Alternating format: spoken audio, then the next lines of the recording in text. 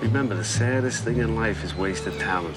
It's a line everybody remembers, but A Bronx Tale isn't just about talent, it's about choices, about the lies the streets whisper into your ear, about how fast love and loyalty can turn into fear and regret. This isn't just another mob movie made to be overlooked, it's a moral tale wrapped in a three-piece custom suit. And behind the slick talk and street code is the voice of a father begging his son not to make the same mistakes that he sees going on in the neighborhood. Welcome to another long-awaited Life Lessons, Fathers versus Mob Bosses, with none other than one of the greatest mob films ever made, A Bronx Tale. Let's get into it. You guys got fat while everybody starved on the street. It's my turn. You come with me. I'm at the Plaza Hotel. You're welcome. You're all welcome! Chapter 1. The Illusion of Power. See, Sonny isn't just a neighborhood boss. He's mythology. He's what every kid on the block wanted to be. Fast money, loved, feared, and respected by power without even waiting in line for it. But here's the trick. Sonny, we don't really know if he ever really chose that lifestyle or if he was just simply trapped in it. And when Cologio asks him if it was worth it, he hesitates. And that's the first time we see the crack in the mask. It's nice to be both, but it's very difficult. But if I had my choice, I would rather be feared. Fear lasts longer than love.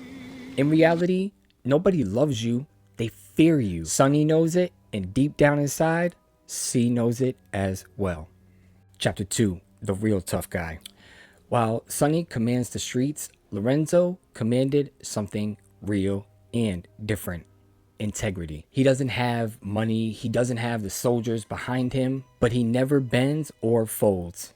Not even when his son actually makes more money than he did.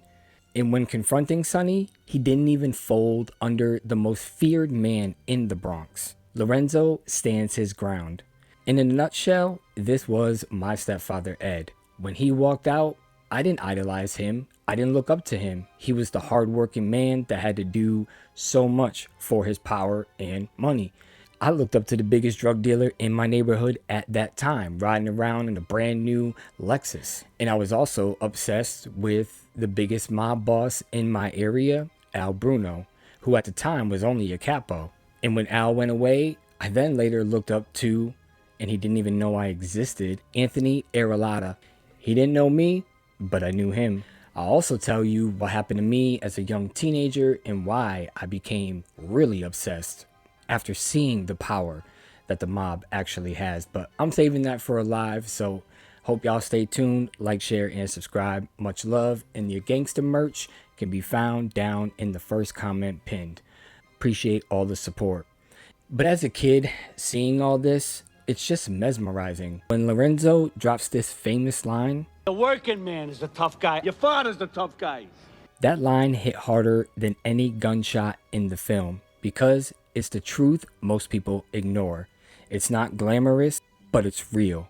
And here I am doing the exact same thing. Wake up every morning, drive a tractor trailer, make deliveries, and then I go home. The true tough guy. Chapter 3, Love, Prejudice, and Pressure. A Bronx Tale wasn't just a movie about Italian pride or mob loyalty. It's also the underlining about the ugliness of racism even back then, and let's face it, it still happens now, which is totally ridiculous. C's crew hates on other races, especially blacks, without even knowing why. But Jane and C both face the pressures of their own sides. Two teens from two different worlds trying to break the cycle and almost got swallowed by it. This movie doesn't tie it up all in a pretty little bow. It shows us how racism, loudly and quietly on all sides, and it's really how you stand up for yourself when people are watching. This also isn't a movie about heroes. It's about trying to be different in a world that is built to literally pray for your downfall, which is another crazy aspect of the world. Chapter 4, The Man Behind the Story. See, this story is personal because it literally happened.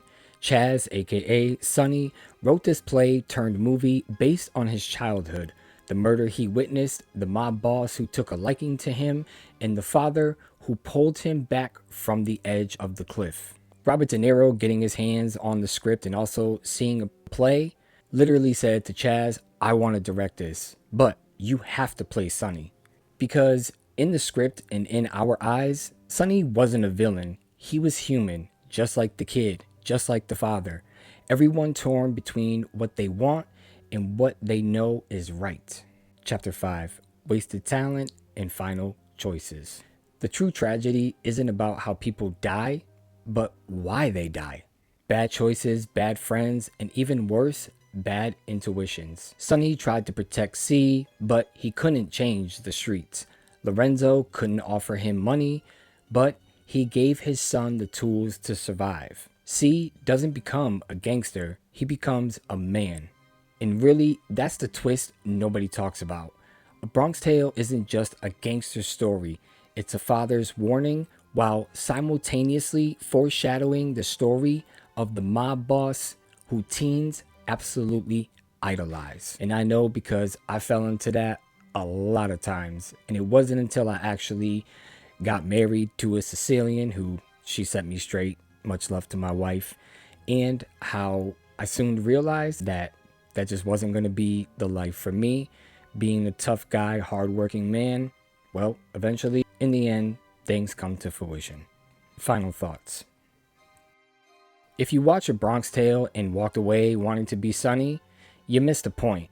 But in reality, when I first watched it, I did want to be Sonny until the end. This movie doesn't celebrate the life, it exposes it. It's not a fairy tale, it's a funeral speech wrapped in a bedtime story. It's also at the heart of a father, just trying to keep his son from becoming another headline in the neighborhood newspaper. So before you quote wasted talent again, ask yourself what kind of man you really want to be and what type of man you're really going to grow up to be. Anyways, much love, like, share, subscribe. Hope y'all like this one, and I will catch you on the next one. Peace. See if your father can't pay the rent. Go with Mickey Mantle, see what he tells you. Mickey Mantle don't care about you, so why should you care about him?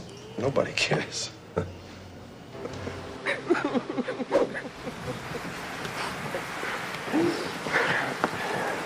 Thank you. You love me.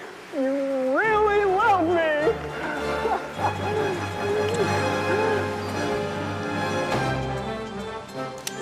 You're not going anywhere.